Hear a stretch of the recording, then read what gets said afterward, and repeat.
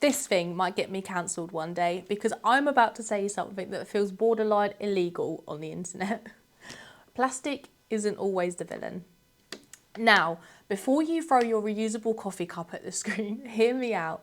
And no, this video isn't sponsored by Big Plastic Inc. and I'm not here to tell you to start collecting novelty straws. But what if the story we've been told about plastics is, well, incomplete? I'm Jordan and you're watching Unpacked, the home of packaging innovation, insights and news, focusing on packaging that works for you and for the planet. If you're in the packaging space or interested in learning more about your everyday favourite items, consider following because I'll be posting every other Thursday. Now, let's get into it.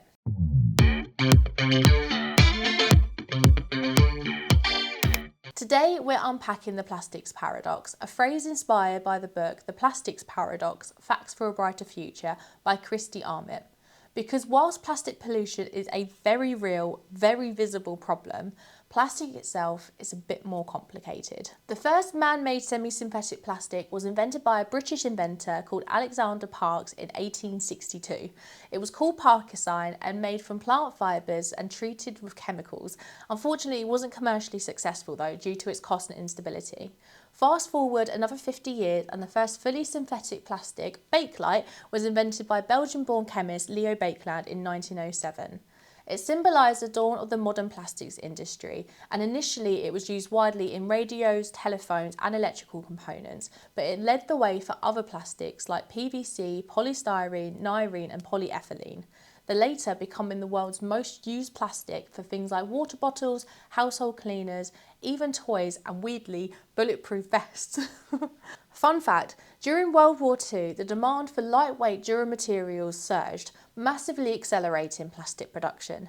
It continued as a vital material because of its lightweight properties, low cost, versatility and durability, making it the go-to choice for many manufacturers. So, how did plastic go from this versatile miracle material to public enemy number one? It's cheap, it's visible, it lasts a long time, and we throw away a lot of it. The average person in the US throws away around 130 kilograms a year. The result? Plastic became the symbol of environmental damage, easy to blame, easy to ban, easy to point to as the problem. But here's a twist. Plastic wasn't designed to be disposable. We made it disposable. We put convenience above infrastructure, and when that failed, we blame the material instead of the system. That's the paradox. Now, here's a take that might surprise you. If we ranked materials by environmental efficiency, energy use, emissions, and practicality, plastic often performs better than the alternatives. Take emissions as an example. Plastic is incredibly lightweight compared to glass. A plastic bottle can actually weigh 20% less than a glass bottle that does the exact same job. And with e-commerce being as big as it is, this can make all the difference. Speaking of plastic versus glass, it's actually super versatile. Plastic can be rigid, sterile, transparent, coloured, heat resistant and flexible.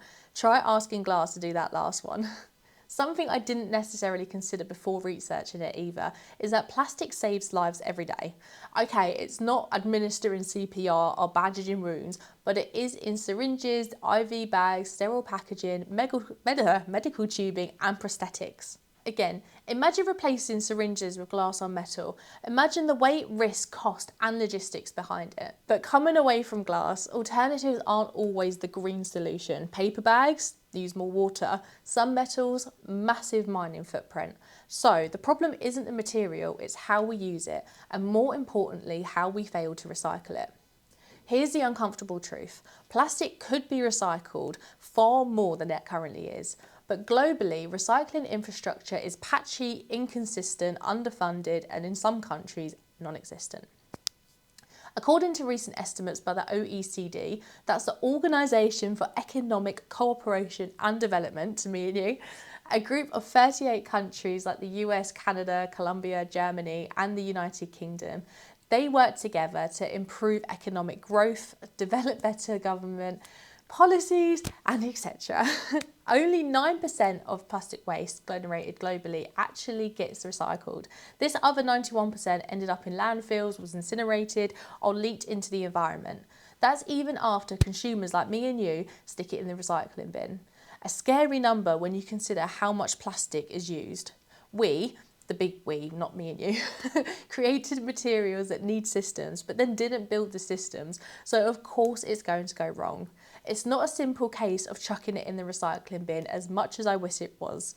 A lot goes into making sure the material makes it through the recycling stream. What's causing the issue is mixed materials. Think different plastics for the lid and bottle than a paper label stuck on with glue. Coloured plastics aren't always recyclable either, and contamination in the waste system, confusing labels that don't clearly outline what can and can't be recycled, and different rules in different regions all contribute to one big mess. There's got to be a landfill pun in there somewhere. It's like trying to solve a puzzle where every piece is from a different box. And companies, many are still designing packaging that looks pretty but is almost impossible to recycle. The book The Plastics Paradox argues an important point. Plastics don't fail us, our infrastructure fails plastics. That's where the real opportunity lies. Okay, so if the plastic isn't the issue, but the system around plastic, what do we actually do about it? Because it's easy to point to a bottle on a beach and say, that's bad, but it's much harder to fix the reason it ended up there in the first place. Let's break it down.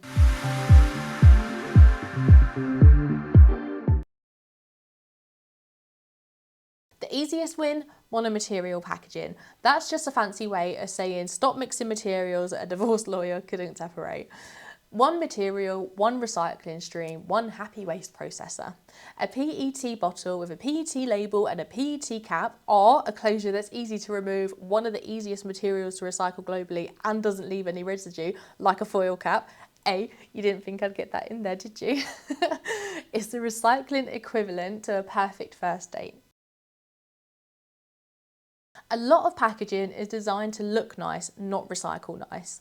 But imagine if companies started with how do we make this easier for recycling plants, rather than how glossy can we make this so it stands out on shelves.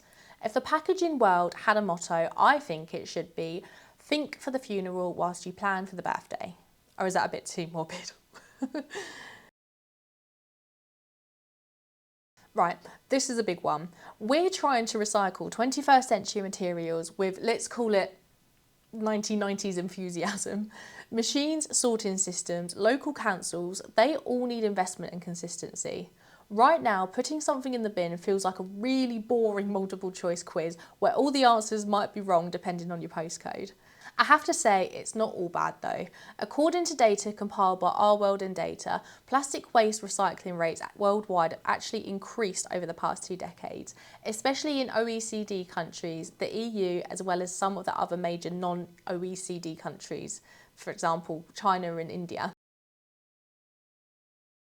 People want to do the right thing, they just don't always know what the right thing is.